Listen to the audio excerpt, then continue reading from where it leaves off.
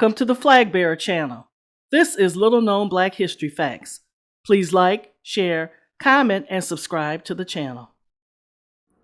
Malt Liquor and Menthol, racial target marketing. Ask the average black smoker what type cigarettes they likely smoke, and they will probably name something of the menthol persuasion. You'll find a lot of Newport, Cool, and Salem smokers in the black community, especially the so-called hood. Menthol cigarettes, malt liquor, and black people are a likely trio in the hood, and that is by design. Marketing studies have shown that approximately 42% of black adults smoke Newport, while 84% of young African Americans smoke that brand as well. While in that same hood, take notice of what some of those that drink alcoholic beverages are chugging down. You'll see a lot of malt liquor.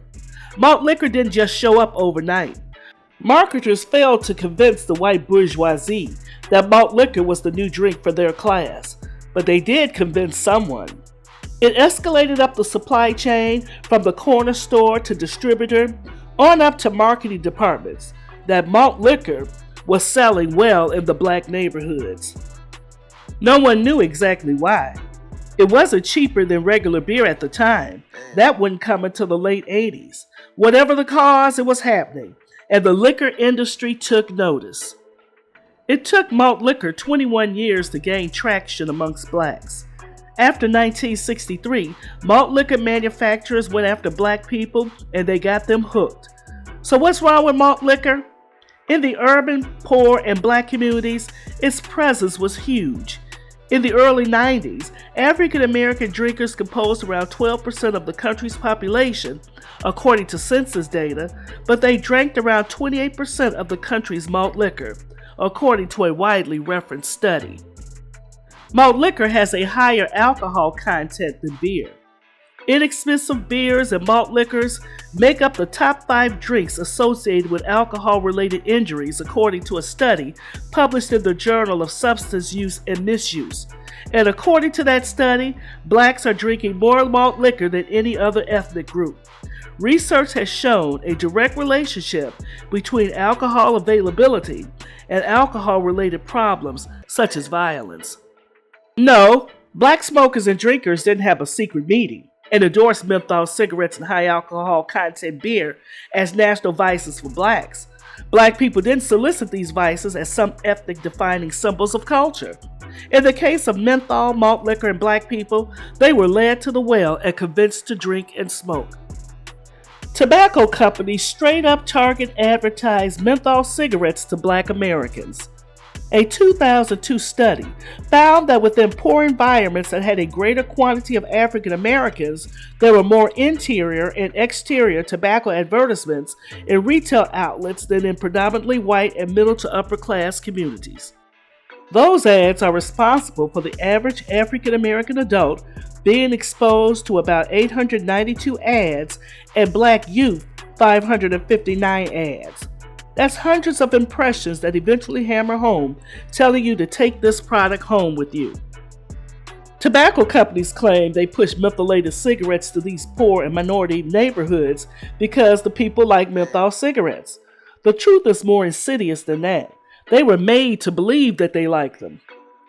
Direct targeting mentholated cigarettes toward African Americans, tobacco companies secured a niche within the market and sales and profits soared.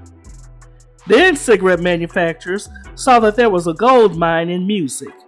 Music is deeply embedded in black culture. This fact was not overlooked by cigarette manufacturers. Brown and Williamson, makers of Cool cigarettes, is notorious for using music as a way to target African Americans. In 2004, they started an ad campaign for their Cool brand cigarettes clearly aimed at youth, and African American youth in particular.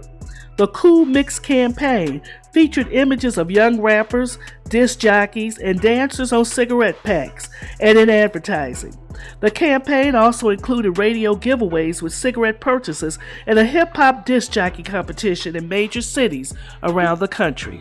At the same time, they promoted a new line of cigarette flavors using images of African Americans and themes attractive to African American youth. These cigarettes were promoted through dance clubs and hip-hop music venues. Cigarette manufacturers aligned with Black-centric publications and organizations as a means to align their product closer with the Black community. Tobacco companies began to fund and sponsor events organized by African American organizations such as the National Urban League, NAACP, and the United Negro College Fund, and they have provided funding and organizational support to a list of many other African American organizations. In addition, the tobacco industry has supported historically Black colleges and universities as far back as the 1890s, when R.J. Reynolds helped to finance the founding of Winston-Salem State University. While cigarette manufacturers were busy embedding themselves in Black culture, malt liquor makers were doing the same.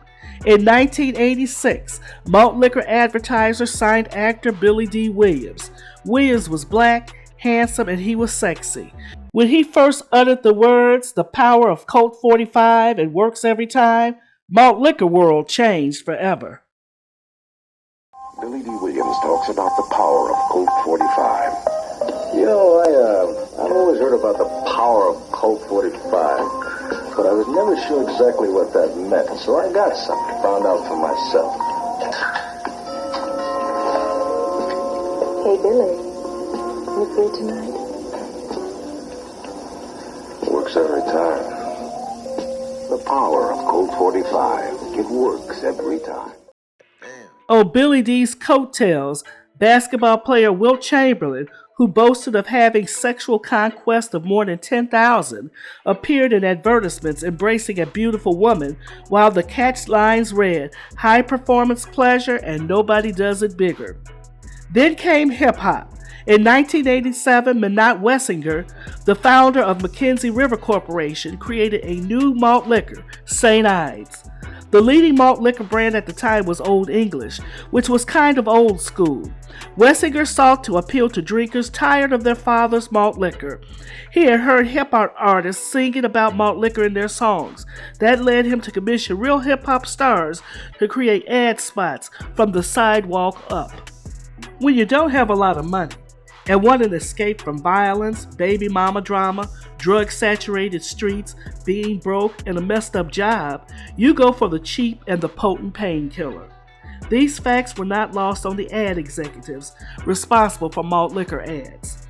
Beer manufacturers doubled down on blacks with the introduction of the 40-ounce, and the Black hip-hop regime gladly facilitated that introduction and subsequent infusion into the Black community.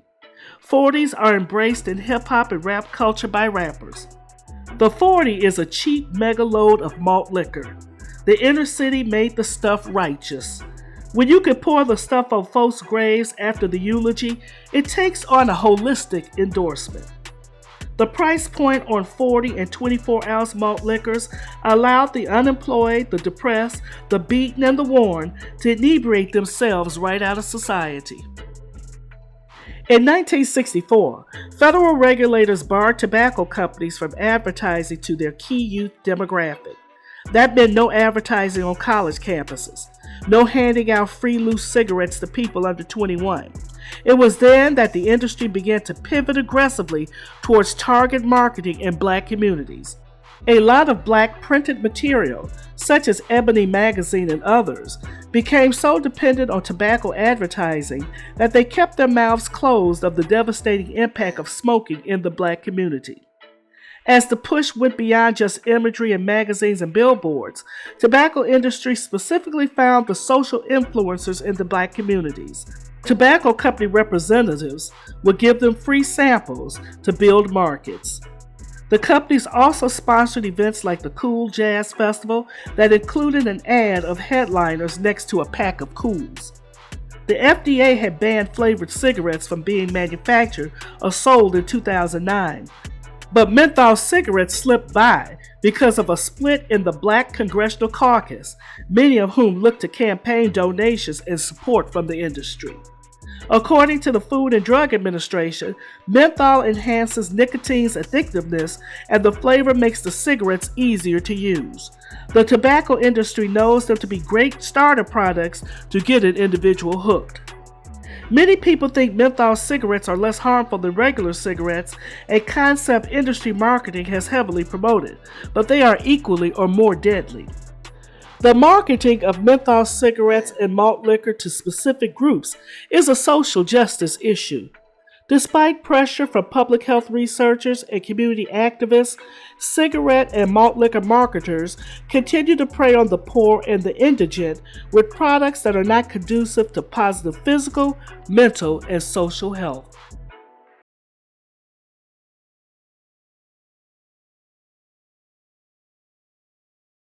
Until next time, if you like little known history facts as I do, please like, share, comment, and subscribe to the channel. Press the bell to be notified of future uploads. Thank you for watching.